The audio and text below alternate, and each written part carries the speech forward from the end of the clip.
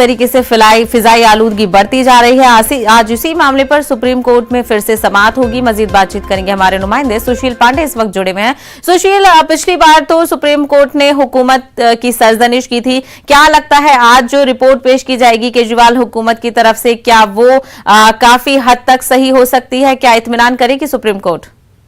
जी देखिए, साफ तौर से सुप्रीम कोर्ट इस पूरे मामले पर अहम सुनवाई करेगी। लगभग 11:30 और 11 बजे के आसपास चीफ जस्टिस एनवी रमन्ना की बेंच इस पूरे मामले की अहम सुनवाई करेगी। सबसे महत्वपूर्ण बात यह है कि इस पूरे मामले की सुनवाई के दौरान पिछली बार सुप्रीम कोर्ट ने केंद्र सरकार से कई सवाल किए थे। तमाम राज्य सरकारों से ये भी कहा था कि इस पूरे मामले में राजनीति न करके एक साथ खड़े होने की आवश्यकता है, तभी प्रदूषण पर लगाम लगाया जा सकता है। सबसे महत्वपूर्ण बात है कि सुप्रीम कोर्ट में केंद्र सरकार की तरफ से और दिल्ली सरकार की तरफ से, हरियाणा सरकार की तरफ से आज एक ज्वाइंट रिस्पांस फाइल किया जाएगा, जिसमें यह बताया जाएगा कि दिल्ली एनसीआर में प्रदूषण को रिड्यूस करने के लिए क्या कुछ कदम उठाए गए हैं। हालांकि दिल्ली सरकार की तरफ से भी कई मेजर्स उठाए गए हैं, हरियाणा की तरफ से भी मेजर्स उठाए गए हैं। कंस्ट्रक्शन साइट्स को बंद कर दिया गया है।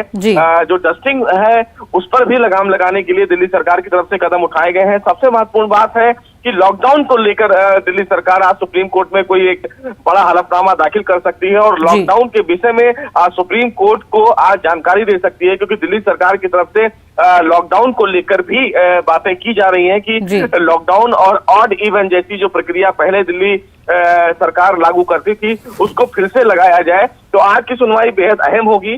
प्रदूषण को रोकने के लिए केंद्र सरकार के लिए क्या केंद्र सरकार के द्वारा क्या रोड मैप तैयार किया गया है, ये तमाम पहलुओं पर आज सुप्रीम कोर्ट में अहम सुनवाई होनी है। वही सुशील पांडे, जिस तरीके से सुप्रीम कोर्ट ने कहा था कि जरूरत पड़े तो लॉकडाउन लगाएं 2 दिन का, तो चलिए देखना होगा इसमें अहम के क्या कुछ इसमें सुनवाई के दौरान खास रहता है। सुशील, हमसे बात करने के लिए बेहद शुक्रिया।